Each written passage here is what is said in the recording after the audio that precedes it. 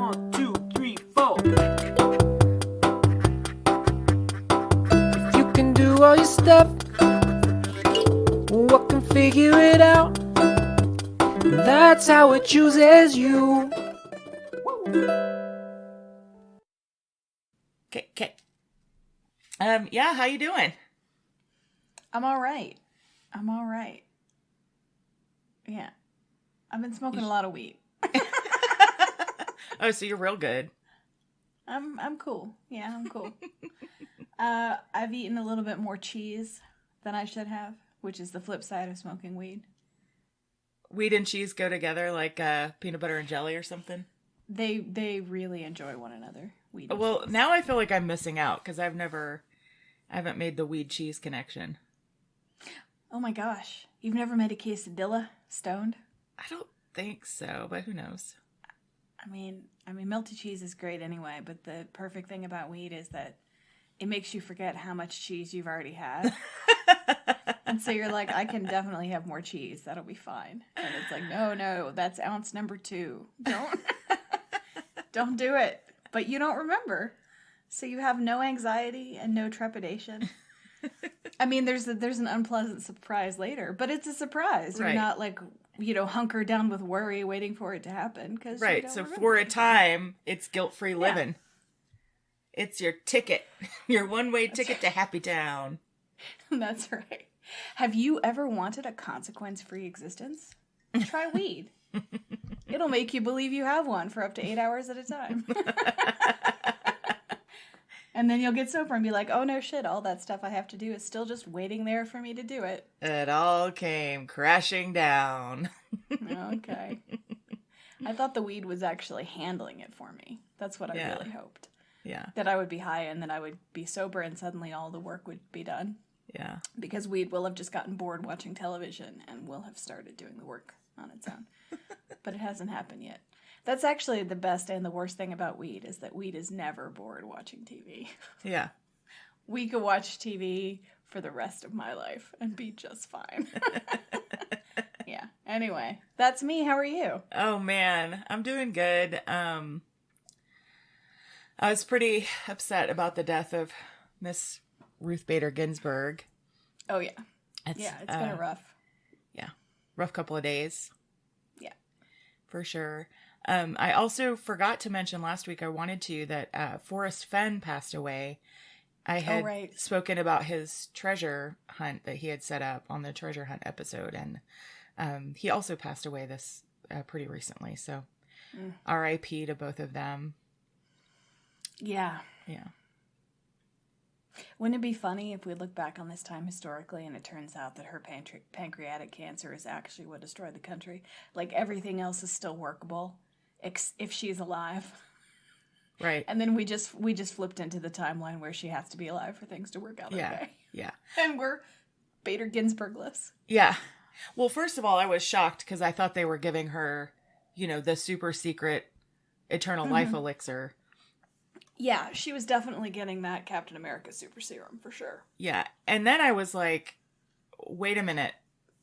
Where's her double? Why was there not why was this not hidden from the country for a while longer? Yeah. Could they not have figured that out? Yeah. They just have like a closet of tiny Jewish ladies. Yeah. Tiny, strong Jewish ladies. And they just bring a new one out and put the collar around her neck and then send her into the, Yeah, like you said, a closet of feminist icons. Yeah. I think I've got somebody in the back. Let me see what I've got. No, that's Frida Kahlo. Yeah. Yeah, sorry. And I've got an Angela Davis if you're looking for an Angela Davis. Do you need an Angela Davis right now? Angela Davis is still alive, sir. Oh, right. I mean, I don't have an Angela Davis. What are you talking about? And then, like one of those little tie carriages, you just push a button and the little carriage carries all the little feminist icons. I shouldn't say little. Oh. You push a button and they just whirl around. Right. On a tie rack. Yeah. An automated tie rack. Yeah. Yes. But other than that, it's been a good week. I have a lot of stuff I'm excited about. I feel like every once in a while there's like a shuffle in what's happening in Claire's like pop culture entertainment world, and there's been a big shift this week, which has been fun. We got a puzzle, which is great. I can tell by your tone that is exciting. Yeah. I love it. Puzzle. That's awesome. So we've been working on it, and it's a Critical Role puzzle, which is even better.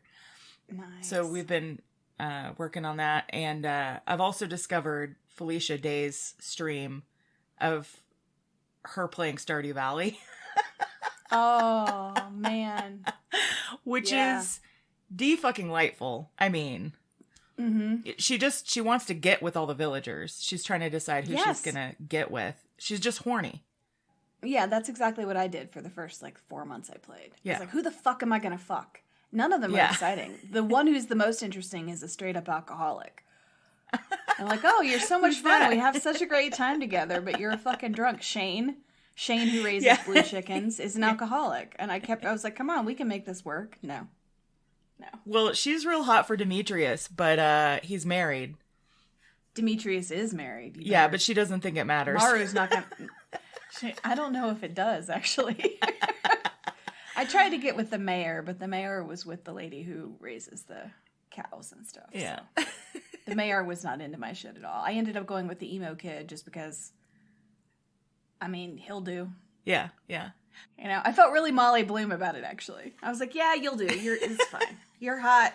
It's fine. I'm gonna get married to another guy because I need the financial security. But I'll keep you around. How you doing, man? Nice hat.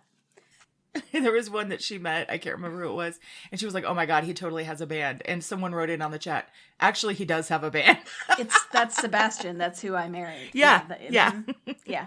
That's he drives a motorcycle and he likes bats and being alone. Yeah, he's emo. Yes. She tried to give him flowers because she knew it would piss him off, and he was like, I don't want that. Yeah. No, he really likes void mayonnaise, I think, is what he's into. Which is gross, because it's basically a rotten egg that you then make mayonnaise out of it. And you have to either be given the void mayonnaise by a little demon creature who lives in the sewer, or you have to buy it from the lady who pulls her caravan up into the West Woods. I mean, it's not... And that's what he's into. I mean, what are you supposed to do with that? You give him nice presents and he looks at you like you're a fucking freak. And then you're like, hey, do you want some rotten mayonnaise? And he's all about it. Why did I pick him to marry? Because he's all about you negging him through presents. That's why. Presents is my hate language. He's into it. I'm sure you can find it on Twitch. It's also on YouTube after a time. So everybody check that out. It is so much fun. And so the other morning, I was listening to her play Stardew Valley, and I was working on the puzzle, and my cousin walked out in the living room, and she looked at me and went, you're just living your best fucking life, aren't you? And I was like, yep. It's awesome. Puzzle, Felicia Day talking about Stardew Valley, done. Oh my God. And she repeats herself. She goes, guys, what are we going to do? What are we going to do? What are we going to do? What are we going to do? Guys, what are we going to do, guys? What are we going to do? So she's about as good at podcasting as I am. Yeah. Cool. Both you and she are delightful. I find even the repetition from her funny. So, because she doesn't really know how to play, so she's relying on them to tell her how to play. And so then she gets really angry at them if they disagree with each other, or tell her one thing and she goes with that and then finds out it was maybe not the most advantageous move. It's really fun. The other thing I've been really into is there's a show that has been recently released on HBO Max called The Great Pottery Throwdown. Okay. I like it already. It's the people who do the Great British Baking Show, same production company. Okay. Very similar format. But it's people making pottery. And it's fantastic. It's less, they're a little bit more competitive. It's still English people. They're a bit more competitive, but there's less pressure. Just to set the level of expectation for the competitiveness. It's still English. Yeah. The only thing they'll really ever fight about is if one of them gets embarrassed about something. Right. And then look out. Right. I mean, they do give each other shit on occasion, but it's a British percentage of shit, you know? Mm-hmm. Yeah. I would characterize the people on Bake Off as very precise weirdos for the most part. Yeah. Do you have a quick hit on the pottery people? Precision's part of it. You can't center it without knowing. I mean, you have to understand physics. They're pretty, for the most part, they're pretty grounded. There are some exceptions there. But they're also weirdos into this very specific world.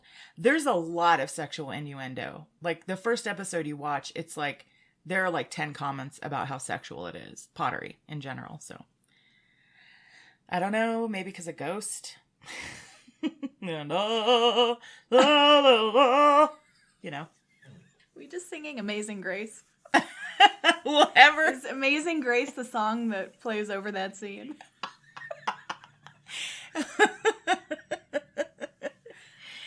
No, but every song I sing ends up sounding like Amazing Grace for some reason. Amazing Grace. You know. That's your factory default. Yeah. Your factory default song is Amazing Grace. Oh my God, you guys, somebody reset Claire. Somebody reset Claire. Oh my God. Anyway. Oh, another delightful show. There's 3 seasons on HBO Max. Check it out.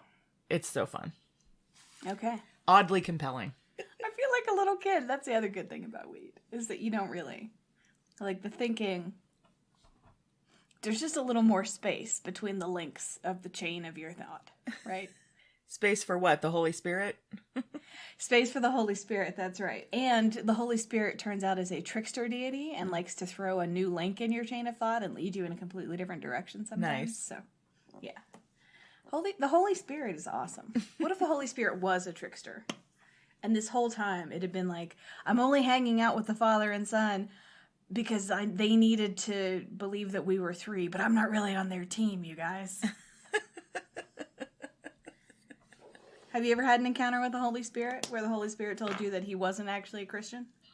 No, but I wish I have. I mean, maybe we can put that on our bucket list. Yeah. Maybe that's something we want to try. Meet the Holy Spirit and have him reveal he's a trickster deity. Yeah. I feel like bucket list stuff should be really specific like that. We should do an episode on our bucket lists. Yeah. Here's a bunch of shit I want to be a part of before I die. Yeah. I was going to say, everybody, this is It Chooses You. Oh, hey. I am Claire Patton. And I am Teresa Sparks. And we talk about things we like. Hi, welcome. We hope you like them too. Or not. If you don't like them, you have to find us funny, though. That's the deal. Yeah. That's the button you clicked when you first listened. That's our user agreement. Yeah. That's right. Demand you be amused. Can you imagine? Oh, just imagine like a person who's super angry that you don't think they're funny. It becomes funny then, right? Then it's the most hilarious thing that you've ever seen, but for the wrong reason. Yeah. And it'll never happen again because it's only funny because they're furious. I don't know. Hi, welcome to Weed. I've interrupted you a lot as though I have something of more value than you were giving to offer here. I don't, though. It's become abundantly clear. So, hey. Oh, I'm a little loopy, too. We had some friends come and visit yesterday from Evergreen, Colorado, and they brought us a box of pastries from the Bread Lounge in Evergreen, which is hands down the best pastry and bread I've had in the United States ever. It's called the Bread Lounge. Yeah. It's incredible. What a perfect place. It is Mecca for fat girls. I mean, nice. Yeah. Yeah. And like the only thing that could justify it is if you hiked there. Yeah. I got to hike up to Evergreen today because I got to go to the Bread Lounge. I mean, the visit ended with me going, I feel like a 2-hour drive to Evergreen twice a week for pastry is reasonable. I can't do that on Sunday morning. I'm sorry, that cuts into my pastry commute. That's right. My pastry pilgrimage, right? Yeah. Oh, I didn't realize you were worshiping the bread. That I misunderstood. I thought it was just like your job. You just had to go and eat a bunch of bread for a living. But you're actually you worship the bread. It's like the pilgrimage trail, the Santiago de Compostela, but But it goes from Denver to Evergreen. Yeah. Just straight up I-70. Look, I mean, if this heathen had a god, it would be pastry. I mean, that's all there is to it. Mm-hmm. I mean, they know what your, I don't want to say like your price, because it's not like you charge us to come and hang out with you. Right. But it is pretty much your price. I mean, oh, you want to come from Evergreen to Everbrown? You better bring a box of pastries. Out here at Everbrown, that's all that counts. I won't call your place Everbrown anymore. That's my love language is pastry. I don't know what to say. Yeah. I mean, it's amazing, and then it makes you sleepy. Oh, it's so great. Well, you and I agreed today that we were going to talk about con men. Yeah, and I'd actually like to change it to con artists. Sure. I also did a lady. Yeah, well, I actually didn't. I almost did.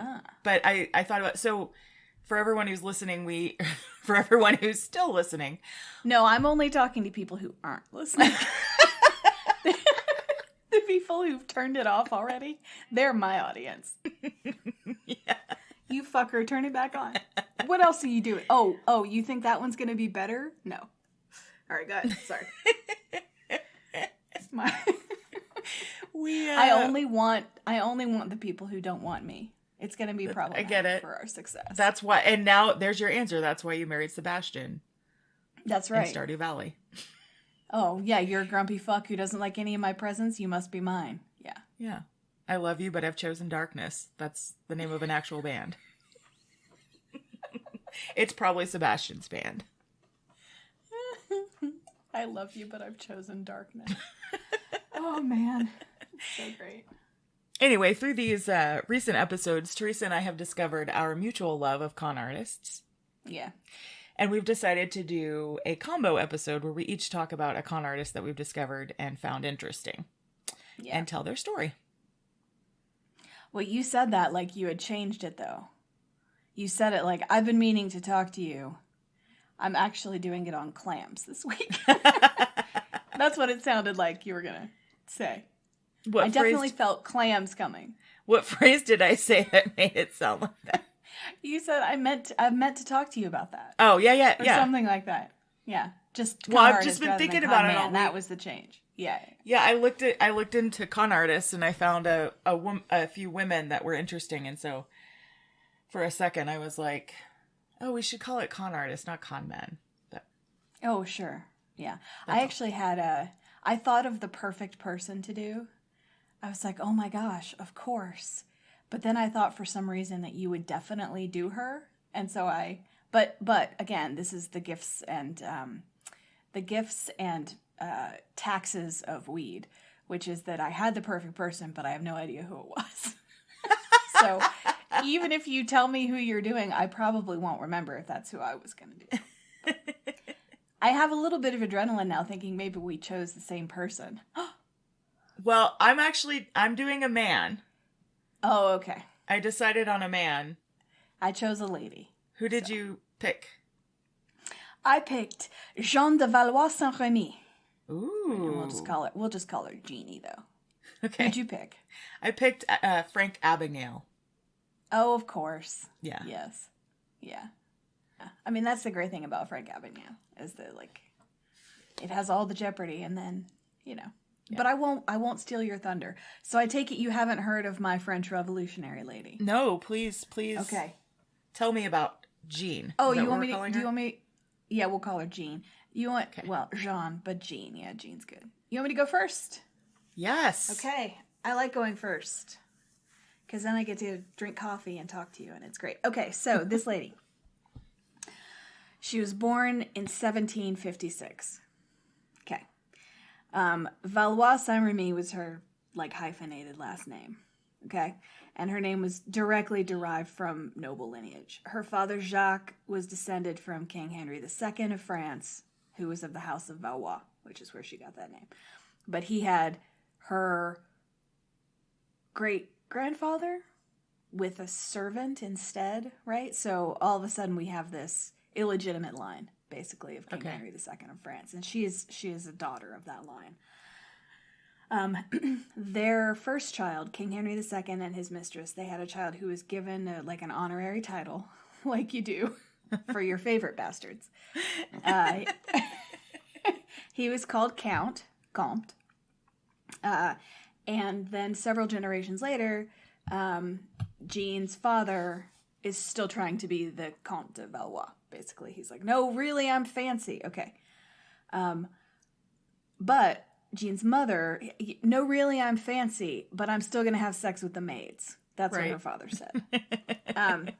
But her father said that before she was born, because he had sex with the maid many times, had 2 kids, then finally fought enough with his parents to marry her mother. So she was legitimate. She's the legitimate daughter of the illegitimate great-grandson of a king. So she's half-gitimate. She's, yes, half-gitimate is what we call it. That's right. I mean, you know.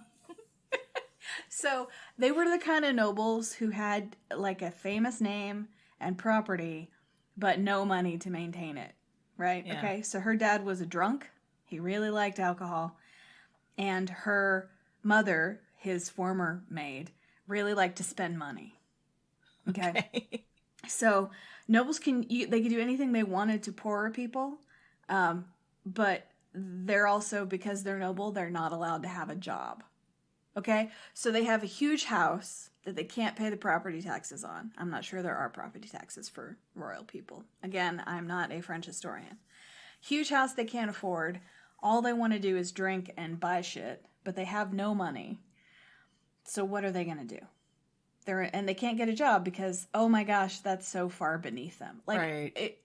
Like, look at that framework and you start to understand the revolution. Right. You know, like, you don't know how to raise pigs, but you're sitting at my table telling me you're noble and I'm a commoner and you're eating all my bacon.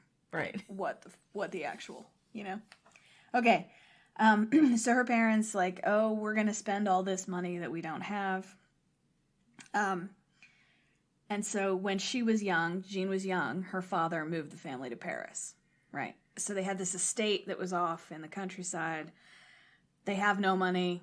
So they come to Paris like all poor young noblemen do to seek their fortune. Yeah, okay. She's the great-great-grandson of the king, but okay. So they're in Paris trying to figure out a way for her father to make money off the title, right? They fail, and he dies literally begging in the street. Okay, they were there for like a year, and he kicked it. Okay, like no, I'm sorry. King's great-grandsons are a dime a dozen in these parts, sir. Right. Yeah, I'm afraid that we have no room for you today. Okay, so Jean was 6 when her father died. Her mother took a new lover and left her 3 children with a charitable neighbor. Basically just, here, I can't raise my kids anymore, please take my kids. But the person they were left with had a title, and it was like, the nobles take care of their poor, also nobled relations. Something like that. That's insane. Isn't it? I mean, can you imagine doing that today with your neighbors? Like, take these kids. Well, I mean, you hear about it, like, really, like, during the Spanish flu, there was this, like, story of, like, oh, the whole family died of the flu, but there was an infant who didn't die. The infant was given to the neighbors. The neighbors moved to a place no one knew where they went with this infant, and the infant never knew his original name, and he grew up thinking he was part of this family, and then they all died of the flu, and he went to a third family. Like, so, like, basically, like, complete, like, just erased, you know? Yeah. No history. Yeah. But that was later. This is earlier, so even easier now, right? Okay, so prepare yourself, because this is going to spike your revolutionary fervor, I think. Nobles... Are you ready? Are you ready to burn something down? Ready to build a barricade? Ready. Okay. Nobles in Paris had a social safety net. The poor didn't. The poor were put in jail forever for stealing bread. But if you were a noble in Paris, you could apply for a stipend from the king. Oh my God. Keep yourself in house, and clothes and whatever the fuck. Fuck off. Fuck off. That's right. So she and her 2... Jean had an older brother and an older sister. The stipend from the king was enough for the older brother to go to military school, and she and the sister went to a convent to study, or like went to school, basically. And then after school, the 2 girls went to a convent. Nothing else is said about her brother. Don't know where he ended up. But she and her sister went to a convent. But Jean turned out to, quote, not have the monastic temperament. And in 1776, she ran away from the convent, taking her sister with her. Yeah. She was like, this sucks. We're out of here. Hell no. We're going back home. So they went back out into the country. They were taken in by yet another noble family who wanted this great-great-granddaughter of the king around for some reason. She stayed with that family. She and her sister stayed with the family both. She stayed with that family for like 4 years. And then she managed to trick one of their nephews into marrying her because he thought she was pregnant with his kid. But the rumor is, and she was super duper pregnant when they got married. But the rumor was that actually the guy who performed the ceremony, the bishop, he was the father. Oh, God. So that was the rumor around the town. I'm trying to imagine that conversation, Yeah, right? Oh, he has a lot of power, right? The French clergy are super powerful. Yeah. And a bishop is a big deal, right? So I'm sure she's like, you're awesome, but I can't marry you, obviously, bishop. So married this guy by the bishop. People thought was the baby daddy. She had the 2 kids. She had twins. They didn't survive. Okay. Her husband, this nephew, Nicholas de la Motte. Okay. Nick and Jean. Nick and Jean. Okay. Sounds like a punk story or something. Punk band Yeah, story. that's right. So Nicholas lost his job because... Okay, so they get married, she has the babies die, and then they're like, we have to go to Paris to try and seek our fortune. So basically her whole early life is moving from the country to Paris, looking for like someplace better, always, than where she is, right? She couldn't marry her lover because he was the bishop. She had 2 babies, both of which died. But because her lover was the bishop, her husband was given like a policeman's job, basically, in the county where they lived. And so he was in like better financial circumstances, which she enjoyed. But she started having an affair with his boss at the local police station. Okay. And it became so public that even the French were like, hold on there, guys. And so the boss had to fire the husband because it was so obvious that he was sleeping with the wife. And you're allowed to do that, but you're not allowed to be seen to be doing it. And whatever the rules are around that. Got caught, and then she and her husband had to go to Paris to try and seek their fortune. Okay, so for like 2 years, she did her best to like befriend wealthy, noble people. She did things like stage a fainting fit in front of the daughter of the king, and like befriend a countess, but then just as quickly was unbefriended by the countess because she also befriended the countess's husband. So she's trying to make her way that way, and it's not really working. Hang on a sec. I love that she's like, what? Okay, I'm a woman in the 1700s. What are the tools at my disposal? Number 1, fainting fits.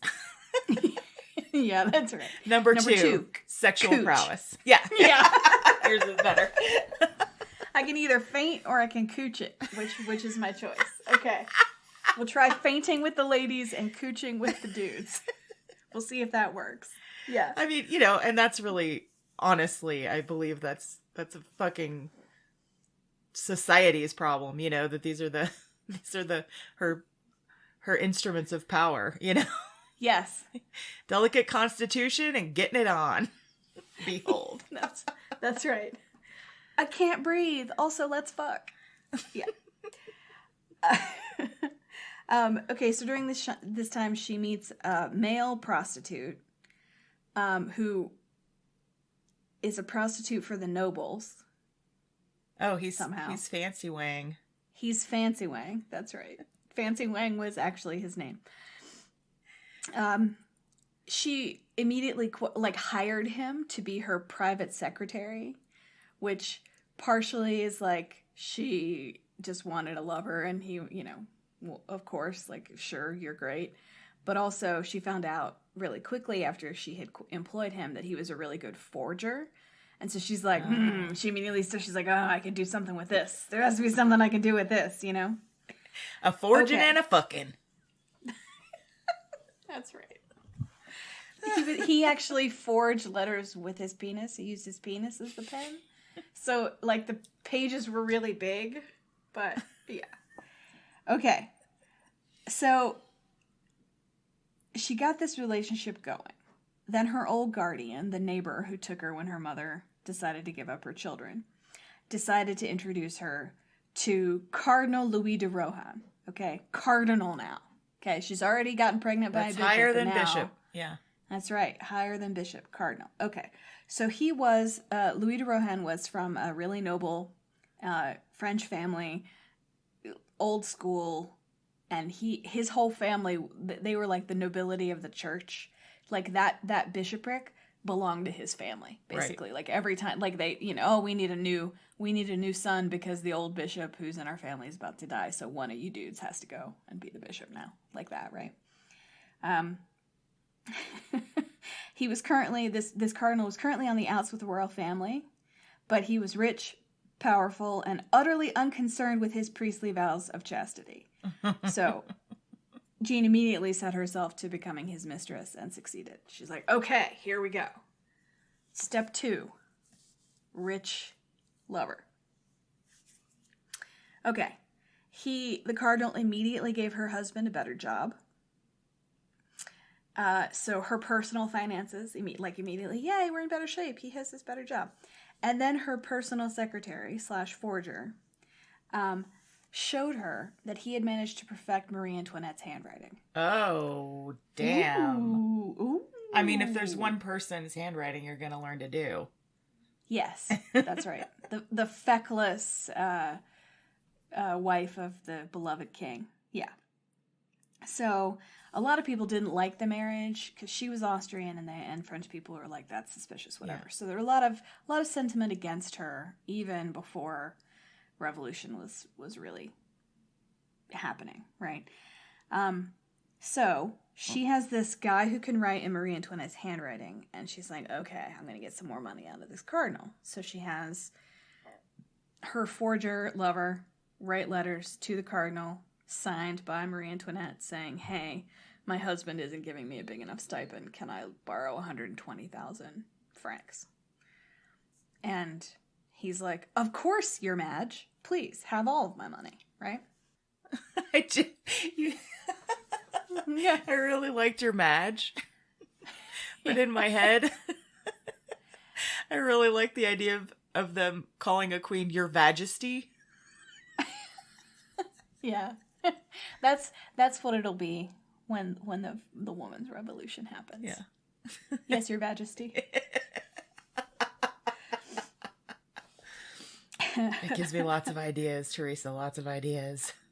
I like it. You also got really close to your mic just then, and I'm super into that. I want to know about your ideas. Okay, so she's getting money from the cardinal that he thinks he's loaning to the queen. So he thinks he's getting back in the good graces of the crown by loaning the queen a huge fucking sum of money. Yeah. And this woman who's his mistress has convinced him that she's like the fixer for Marie Antoinette. She only works behind the scenes. And she and the queen don't really have a public connection because her job is in the shadows. And he's like, I totally believe you because, boy, it's fun to have sex with you. Here's some more money. Okay. Right, and we love a good conspiracy, right? We love a good conspiracy. So great. We love thinking we know what's going on, and no one else does. Oh, it's so great. That's so genius. Okay. I understand this and no one else does. Right. Okay, so here's the scene. Now enter a big-ass diamond necklace. Okay. So this necklace is the centerpiece of some crimes and some lies, and ultimately caused the death of a relatively large number of people indirectly. So this necklace is something like 4 feet long. Okay, it's an inch wide and 4 feet long, and it looks like a piece of horse tack. I mean, it's huge. Okay. Yeah. The inch wide part has diamonds all over it, and is some kind of precious metal.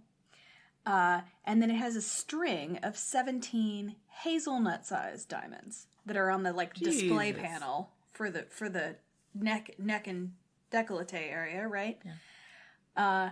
Plus 4 other teardrop shaped ones that hang down from the thing. I mean, it's amazing. 2,800 carats. These jewelers went to the trouble of finding, right? Okay, so these two jewelers, the best jewelers in Paris, whose names I have, but we don't care. We're just going to, the jewelers. Okay, so the best jewelers Jeweler in Paris. 1 and Jeweler 2. That's right, Jeweler 1 and Jeweler 2 were commissioned by the old king, not, so it'd be Louis the 15th or whatever. Commissioned by the old king to make this necklace for his mistress. Okay?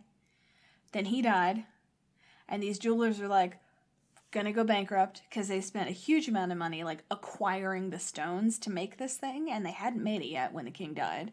And of course they're not gonna knock on the palace door. Hey guys, we have 2,800 carats of, oh, the dog's thought. You guys, it was me. It was me. Murphy, come here. It was me. I knocked on the table because I'm foolish. I forgot that I had dogs. It's my fault. So you can't just knock on the palace door and be like, I have 2,800 carats of diamonds and somebody owes me for them. Like, you can't do that.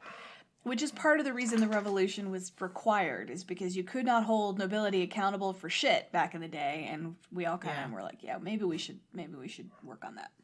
Okay, so huge, very expensive necklace. Marie Antoinette didn't want it. She's like, that necklace was made for the old king's mistress. Absolutely not. The new king didn't want it either. He's like, why on earth would I pay for that? We're in trouble here. That thing's hugely expensive. I didn't commission it. Fuck you. You're out of luck. Sorry. But you never know what a desperate jeweler's going to do. So, and they're the ones who brought this whole house of cards tumbling down. Okay.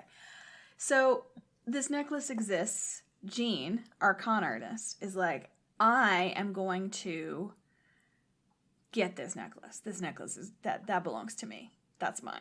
Okay. So she has her forger write letters to the cardinal from Marie Antoinette saying, I really do want that necklace, but I'm afraid everyone will hate me for spending all that money on just a trinket for my neck, but I really do want it. Could you arrange to buy it for me so that I am not seen to blah, blah, blah, blah, blah? And the cardinal is like, shit, yes, done. So he puts a huge down payment on this, and the jewelers are so grateful. The jewelers are like, thank you. Oh, thank Jesus. Oh my God, I'm so glad. Oh, this is so lucky. Whew. So, okay, great. And the necklace goes away with him, the cardinal. He makes the first payment and he brings it home, basically. But Jean, in the meantime, has organized a person who's supposed to be like a valet from the queen's household to come and get the necklace to take it to the fucking queen. So someone comes to pick it up, but it never actually makes it to the queen. And what's happened is that Jean has like dressed her husband as a valet, and her husband steals the necklace and like fucking buggers off and goes to London. Wow. Right? Okay? And so, yes, they did it. They have this necklace. Oh, this is so great. And she's placed high enough to like cover their trail, right? But what do we know about con artists? We know that they're really bad at follow through, Claire. Like the tying up of the loose ends after the crime is not something they're very good at, I think, as a rule.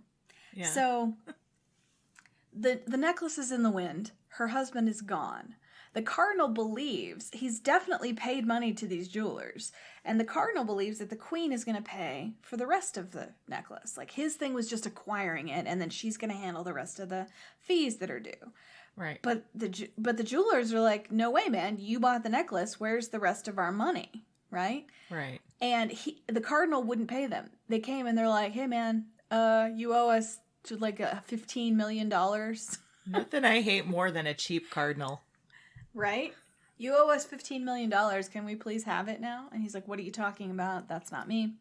So these jewelers, I guess this was contrary to the customs of the time, these jewelers went to the queen's household and found themselves a lady in waiting. And they're like, would you please? We need to be paid for this necklace. We don't have it anymore. We have huge debts. Oh my God. And one of the ladies in waiting was like, well, that just doesn't sound right. That doesn't sound, let me just go check on that for you. Hold on. She was of the Minnesota, famous Minnesota maid bloodline. Yeah, that's right. Oh, no, that doesn't seem right at all. Let me go check on that for you. And so she goes to the queen, and the queen is like, what the fuck are you talking about? I have no idea. No, I don't want this necklace. I never wanted and she's like, I never wanted the fucking necklace, you guys. Would you please stop with the fucking necklace? I told you, we can't afford it. These people already hate me. I did not. Right, okay. So it's all falling apart. The cardinal writes out his side of the story. The jewelers write out their side of the story. The queen is like, fuck this shit, I imagine. And they go to trial. They're like, well, this necklace is gone, and these are forgeries. And so, at the trial, my favorite, there's a bunch of, it doesn't matter. Eventually, they're all found out. There's only like 10 people in Paris at the time, right? Population is not great enough to hide. You literally like walk through Paris and see every person who lives there, you know? It's not actually that funny, but I love the idea of taking attendance in a city. Present? Okay. Okay. So, Queen's like, nuh-uh. Cardinal's like, yeah, here are the letters. And the Queen and the King were furious because the letters, the forgeries that the Cardinal had been reading and that had guided his actions around the purchase of this necklace were all signed Marie Antoinette of France, right? And what kind of fool can call himself born to a royal bloodline if he doesn't know that kings and queens only ever sign their baptismal name when they're writing correspondence? They would never write their whole name. They only do the first name, and you should know better, Cardinal. So the thing that, like, of all the things at the trial, the sticking point was that he should have known how kings behaved better. Right. That was, like, the thing they were maddest at him about. So they're saying she would have signed it just Marie? That's right. She would have signed it just Marie, but these were signed Marie Antoinette of France. And so that's how we know they're forgeries. I'm like, okay, sure. But this is like, it's not much ado about nothing because it's very rich, and it ultimately, you know, gave fuel to the French Revolution, which, as we know, gave fuel to the American Revolution, et cetera, et cetera. But, like, that was the thing they were most annoyed about. Yeah. Like, if you ever wanted to become a French revolutionary, just, like, read the story of these people. Yeah. And you'd just be like, yeah, fuck you guys. Like, what the hell? Irrelevant. Okay. Yeah, I love that idea of, like, well, this all hinges on you understanding my behavior. You know? Yes. Which kind of sums up royalty and nobility, you know? Mm-hmm. Mm-hmm. You must orient your planet around my sun, you know? That's right. That's exactly right. Yeah. Okay, so Jean was arrested 3 days after the cardinal. Okay, and she was put on trial, and her husband was put on trial, and her forging private secretary, who was really a prostitute, was put on trial. And her husband, who was still hiding out in London, was sentenced in absentia to be flogged, branded, and then served for life on a galley ship. Jesus. Right? But he had a $15 million necklace that he had probably already started to break up and sell for parts, right? So he's fine. Jean was sentenced to be publicly whipped and branded as a thief with the letter V for voleuse, which is French for lady thief. Before being imprisoned. I know why you said that, because it's masculine and feminine forms of the word. It was LT for lady thief. I'd love to be branded LT. What's that stand for? Lady thief. So her sentencing took place in June of 1786. Okay. A month before her 30th birthday. Oh, wow. But this is the thing. You have to hustle. Yeah. You have to hustle in old times because you're going to be dead at 45. So whatever you're doing right now. Yeah. Well, and 30 was like 75 back then, you know. Yes. Dangerous to have children. Oh, wait, that's now. Sorry. So at the trial, like the evidence found her guilty of this scheme, right? And historically, it looks like she did it. It looks like she was tried for a thing she did, and she received a punishment for a thing she did.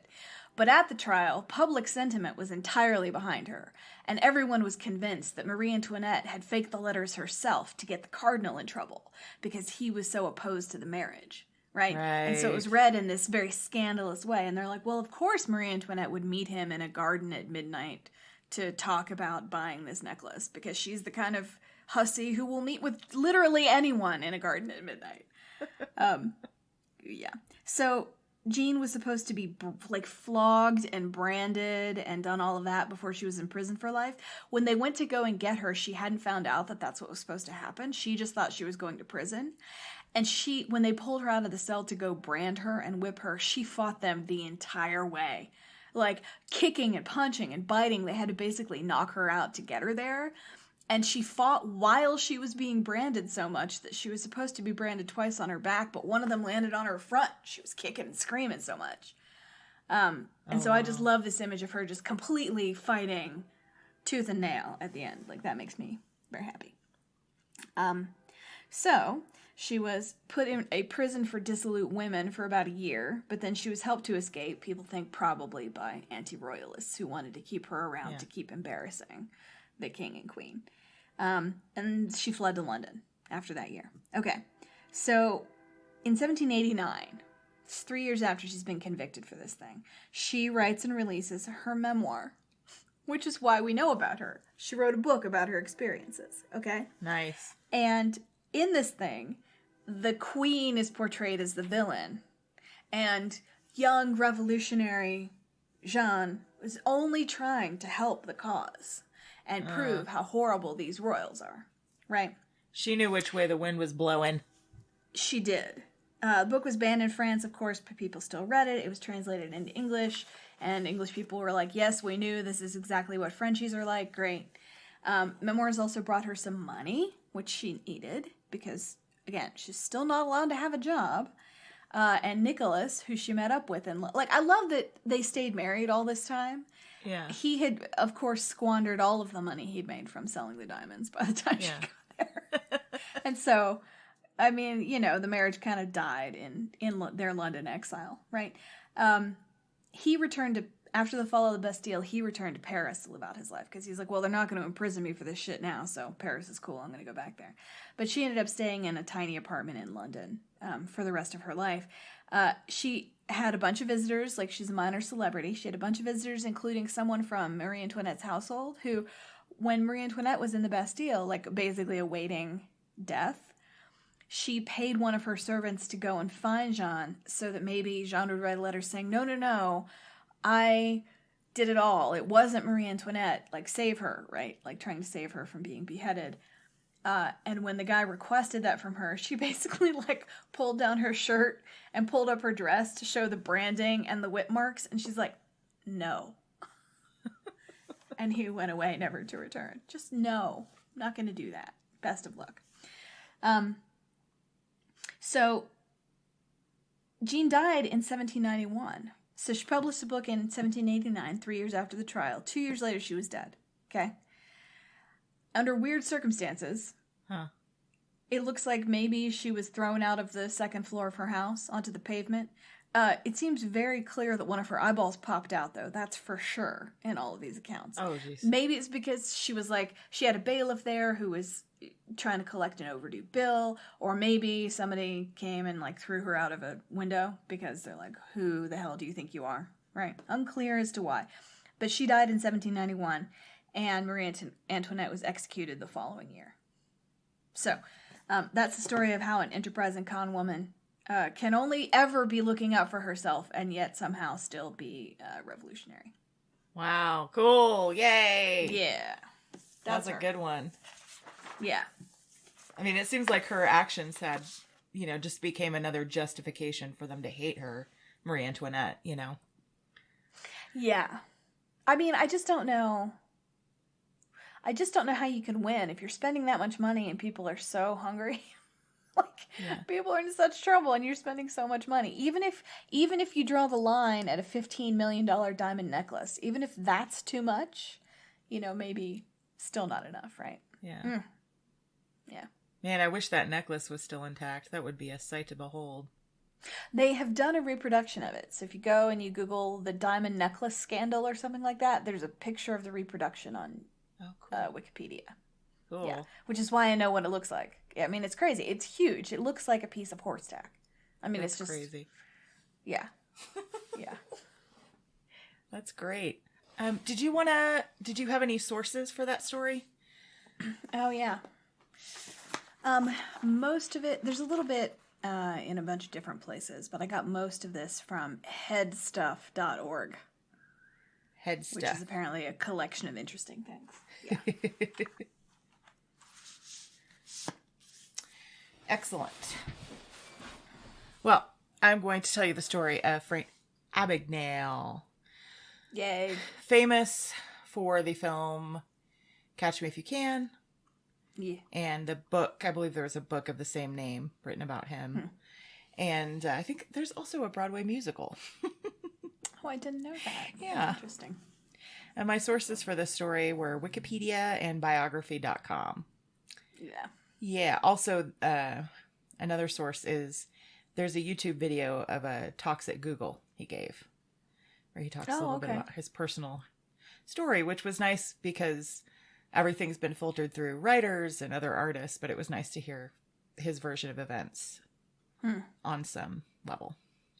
Mm-hmm. So Frank Abagnale was born in April of 1948, and he grew up in New Rochelle, New York. And I love that because that's where some of my family lives. So, you know. Is it close to the city? It is. It's pretty close. Yeah. Okay. His first con was actually on his father. So his father owned a stationery store, and he gave Frank I believe this was when he was 15. He gave Frank a vehicle and basically a gas station credit card where he was allowed to use for gassing up his car to get to work, basically. And what he would do was he'd go to the gas station and he'd buy really expensive things like tires and, car parts.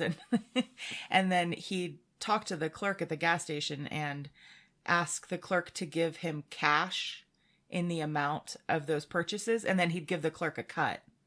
So... Oh my God, I love it.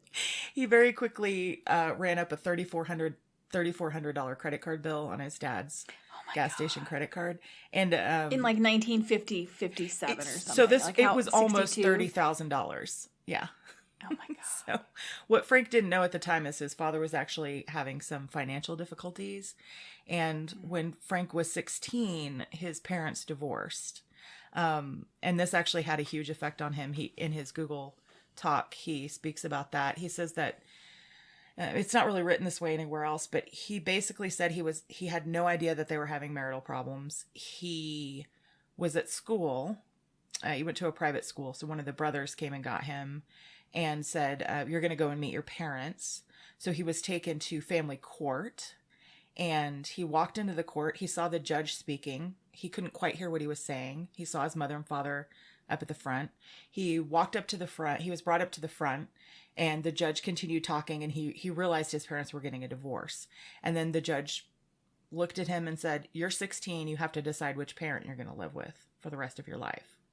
Oh my God. And the way he describes it, he said he started crying and left the courthouse and never saw his father again, and only saw his mother 7 years later. So he just ran away at 16. So this had a huge effect on him. And so he said he started to try and get some jobs at the time, but he was 16. So he very quickly realized he couldn't live on the wages that were offered him. So he altered his driver's license. And he said at the time there actually weren't any pictures on driver's licenses, which is a crazy thought. But he altered it so that he was 10 years older, and he immediately was started to pay, they would pay him better, which was interesting. So, because he didn't feel like he could live on the money, he started to basically pull some check fraud stuff. So he had a bank account and he would write checks, and then eventually he ran out of money. So he'd start writing bad checks. And then when that started catching up with him, he started fraudulent accounts basically. And he gradually moved to generating his own checks, like creating his own checks, depositing them into bank accounts, and then getting cash advances. Oh my God. So smart. Yeah. He was 16. Yeah. Wunderkind. Some might say. Oh, no.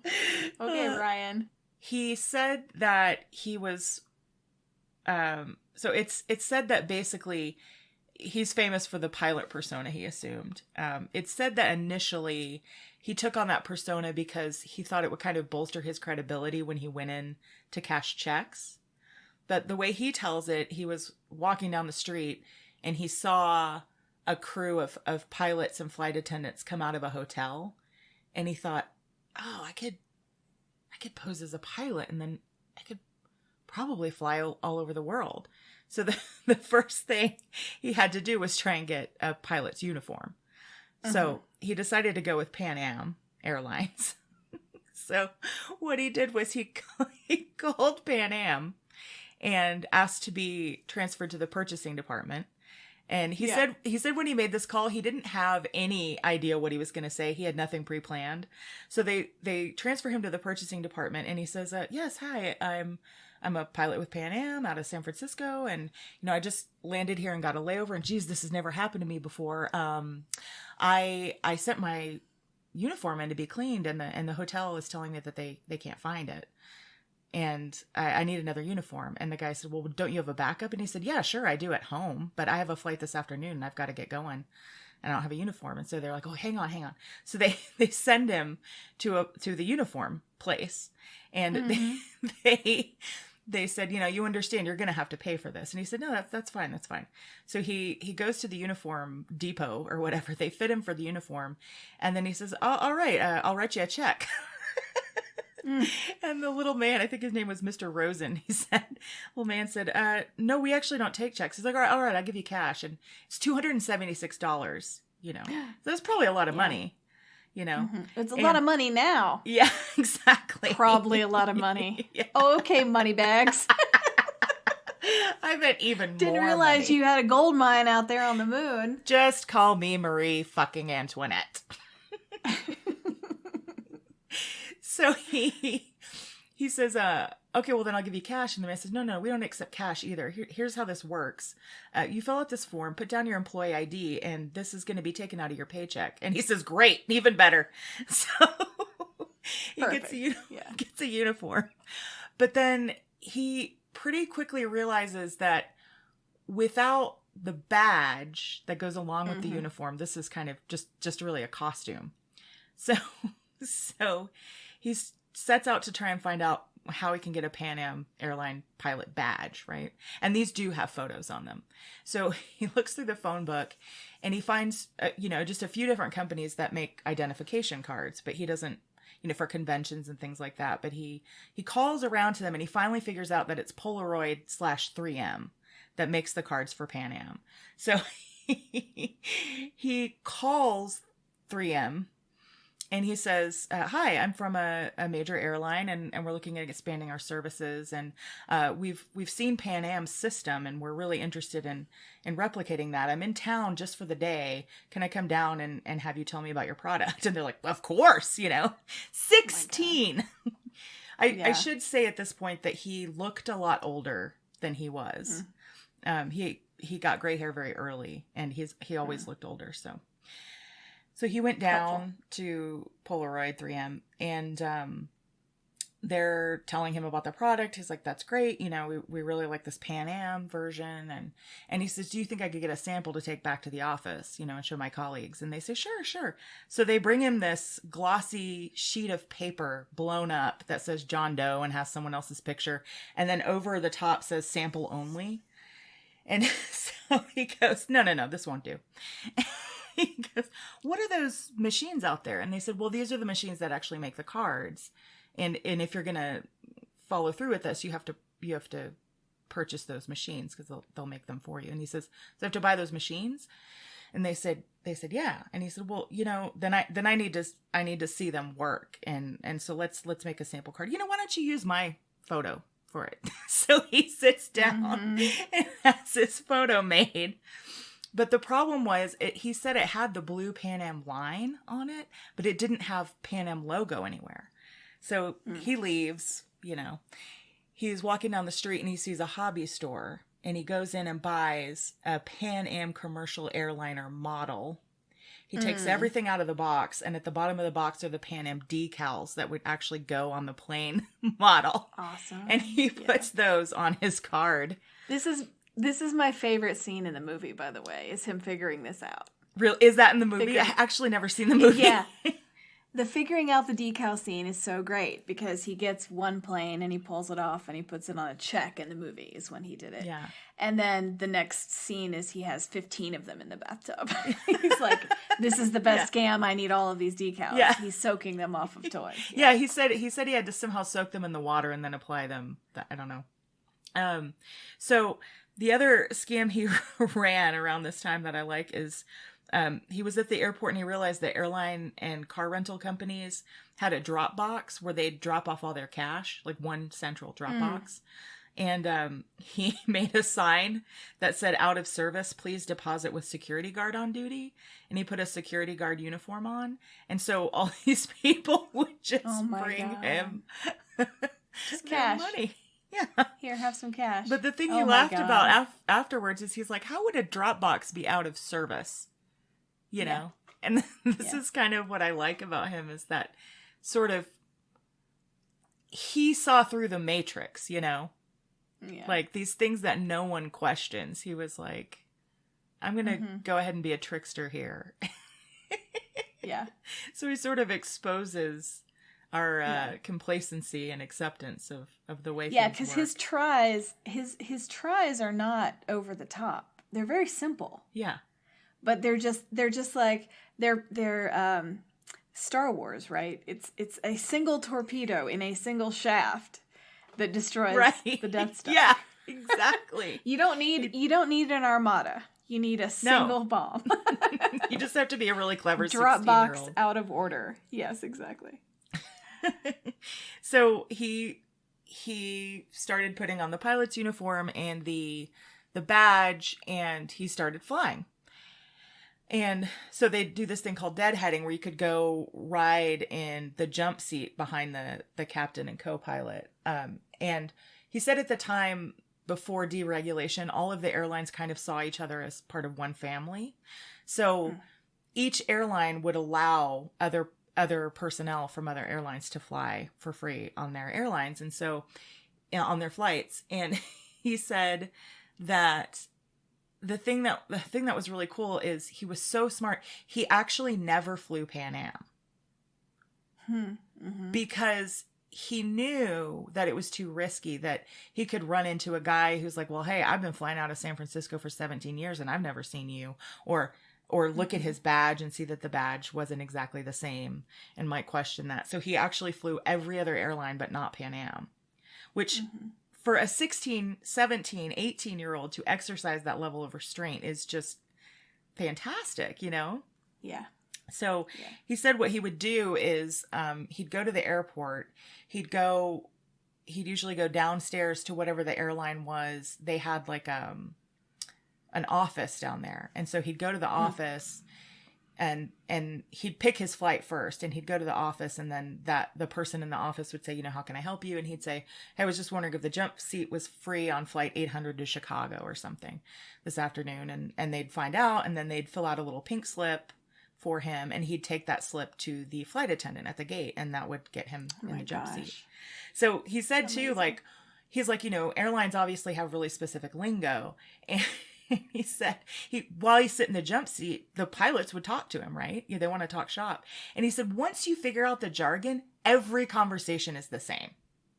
Like, always. So you just got to figure out the jargon. And he said, you know, when they ask you what they call it equipment, what equipment you fly, it just means what plane do you fly. He's like, you always say the one they're currently not flying, you know? So he just had a real cleverness about him. So Pan Am has since estimated that, again, he never flew their airline, but they estimate that he flew over 1 million miles from the ages of 16 to 18 using his pilot's uniform and badge, 250 flights to 26 separate countries. Oh my God. He also stayed at hotels for free and got his meals for free because he was a pilot. That was another service that was offered. So all on Pan Am's dime. That's amazing. He had 2 years of a gap year on Pan Am's dime. And he just... I feel like Malaysia this week. He just wanted to see the world. You know? He had no means at his disposal at the time. And he was like, that's not going to fucking stop me, you know? It's so great. I love him. Yeah. So, just a little side note. He claims that he was a teaching assistant in the psychology department for a semester at Brigham Young University. Brigham Young denies this, but he says that he spent his semester as a assistant professor, teaching assistant. He also posed as a doctor for a time. Oh my God! But actually, he stopped because what he would do is he'd go and he'd let the residents handle everything. Because he obviously was not a doctor. He didn't know anything. And there was an incident where a child stopped breathing and it got really dangerous. The child was okay, but he walked away at that point from the doctor persona because he realized that lives could be in danger over his game, basically, he was playing. Yeah. This is my favorite thing, is that my favorite thing about him is that he did these things. The only thing he did that was high stakes was the amount of money we're talking about. Like, there was no danger and no, like, immoral or illegal behavior except for pretending to be something you're not, which is fraud, which I get is illegal, but, you know. And the most of the people who were hurt were giant corporations. Yeah, so. yeah. This is why I selected this story, because that felt fun, you know. Yeah. At 19, he forged a transcript from Harvard Law. Like you do. Yeah. But then the amazing thing was he passed the bar exam in Louisiana. Oh my God. With this fake transcript. And he actually got a job working for the Louisiana State Attorney General's office. Oh my God. So, I mean, that's my other favorite thing, is he's just like, yeah, let's go for it. Yeah. If we're going to do this, let's do it. I'm going to be president. Exactly. So eventually he left that job because there was another guy from Harvard Law there who was like, hey, what dorm did you stay in? You know, he just didn't have. So, what was your name again? Yeah. So he eventually left that position. And he was arrested in Montpellier, France in 1969, where it's said that he had actually given up his ways and had given up the con and had settled down. He was seen on a wanted poster by a former French girlfriend, and she was all over it. He settled down. He was what, 22? Yeah. And he settled down. He's ready to give it all up and give up the life. Yeah. One last big take. Uh-huh. And I love that his ex-girlfriend's the one who was like, hey, I know this fucker. You asshole. So he was actually imprisoned in France for fraud and forgery. But he served his sentence there, but he got really sick. So he said he went in at 198 pounds and left at 109 pounds, I think. Oh my God. So it's, not good conditions. And then he was immediately extradited to Sweden, where he was tried there and served a sentence there.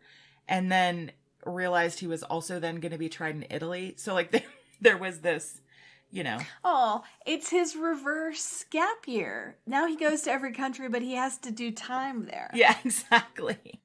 And now you're going to go back to every country you visited, and you're going to spend at least 2 months in a maximum security prison. And you will apologize. Young man. Say you're sorry. Say you're sorry for embarrassing us. Say you're sorry. But before he was taken to Italy, he was deported, actually, back to the U.S. So they brought him back, and he actually escaped the airplane that was deporting him home when it was taxiing on the runway in New York. And he was eventually apprehended again at the Canada border. He was really trying to get to Brazil. I think that was his other plan. And then in 1971, while awaiting trial, he escaped from a federal detention center in Atlanta. So at the time, in 1971, prison reform was a hot topic. There were lots of congressional investigations into conditions in prisons and things like that. So there was this kind of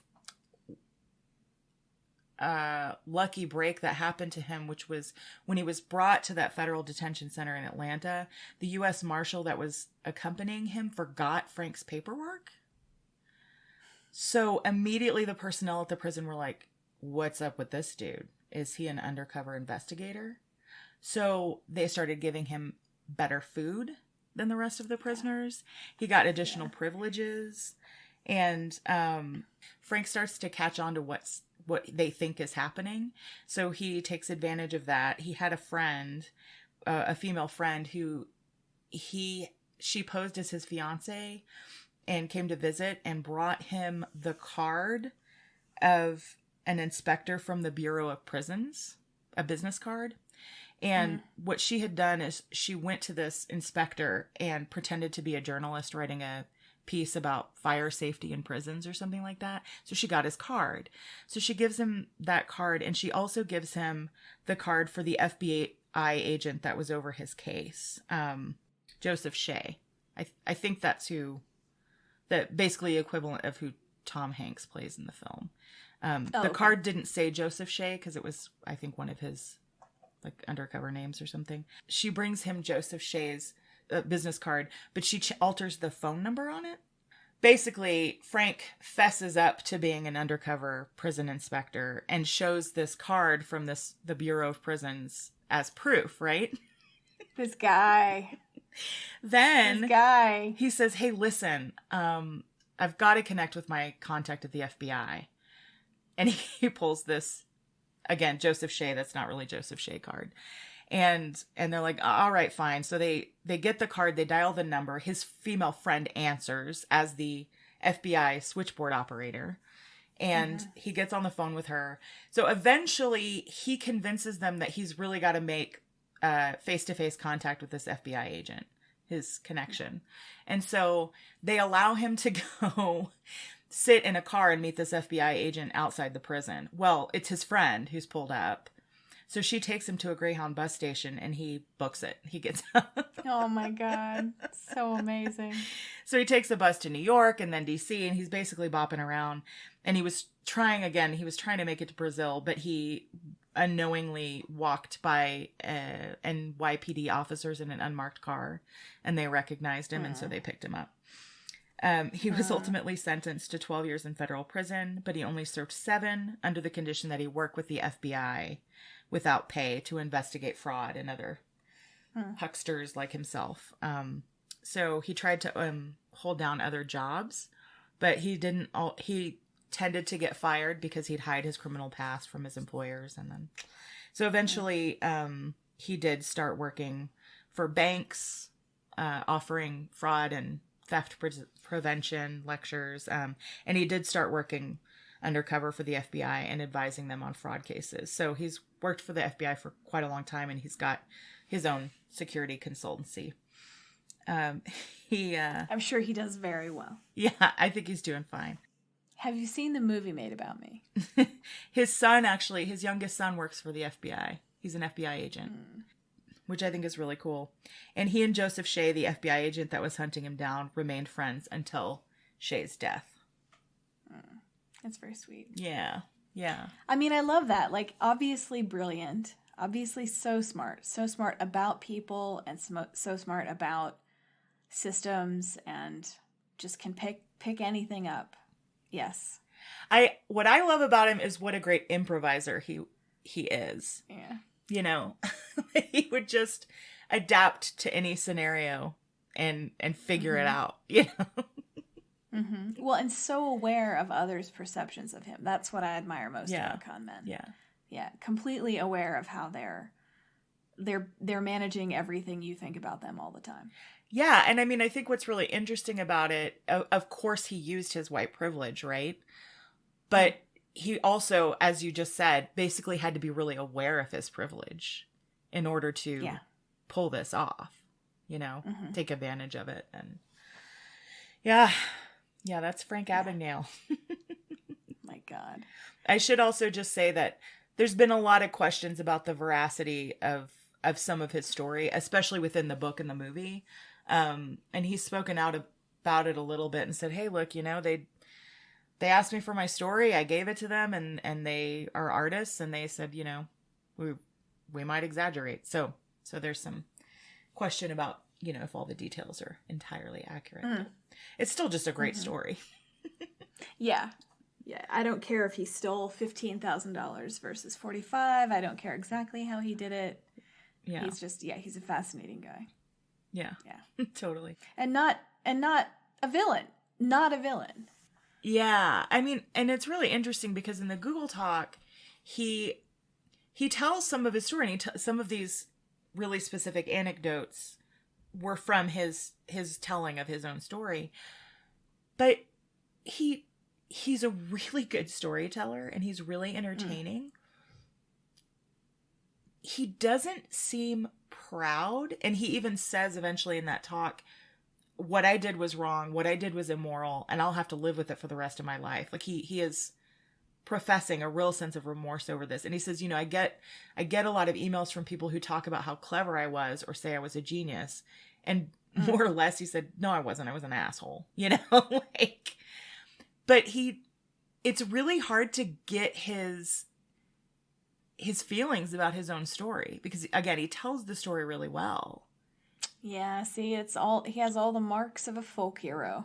Yeah. Story does not belong to you, sir. I'm sorry. Yeah. Yeah. So he's an interesting guy. And of course, I mean, he's made a nice living for himself. He has 4 children. He has a wife. He's, I'm sure, got tons of money. His children are very successful and in their fields. And yeah. Mm-hmm. Well, and he's the reason we have lines on our checks that are a sentence, microprint, instead of just a straight line. I did not know that was because of him. Yeah. I think that's one of his advances. Yeah. Another article I read, but I didn't really use for resources, but there's an interview with him in Wired UK. And in that article, he talks about, with a little bit of sadness, about how cybercrime is definitely taking over and how it kind of frustrates him because it doesn't require any charm. Yeah. Like I miss when you got fucked by someone human, There's the human touch to the fraud. Yeah. Yeah. They care enough about me to pitch this to me, right? But a cybercrime is just ones and zeros. Yeah. Yeah. I like it. He's like every artisan ever. Yeah. He's like the sourdough bread of fraud. Yeah, that's right. He's the sourdough bread of fraud. There we go. There's our episode name. Oh, Lord. Well, I learned a lot about him. Thank you so much for that was fun. I know it's a story that's been told a lot, but I just found it really compelling. Oh. And you told it really well. Well, let's finish this. Fine. Thank you all so much for listening. Yes, thank you. This has been It Chooses You. Sorry, Teresa, go ahead. It has chosen you. Why are you apologizing? I'm constantly interrupting you, and then you vaguely interrupt me and apologize. It's crazy. It's crazy talk. This is craziness. Yeah. All right, thank you guys so much. We will see you next week. Bye. That's right. Bye. Testing. Great. Thank you for listening to It Chooses You. Your hosts are Teresa Sparks and Claire Patton. Our theme song is by Bobby Dart. If you'd like to get in touch with us, drop us an email at itchoosesyoupodcast@gmail.com.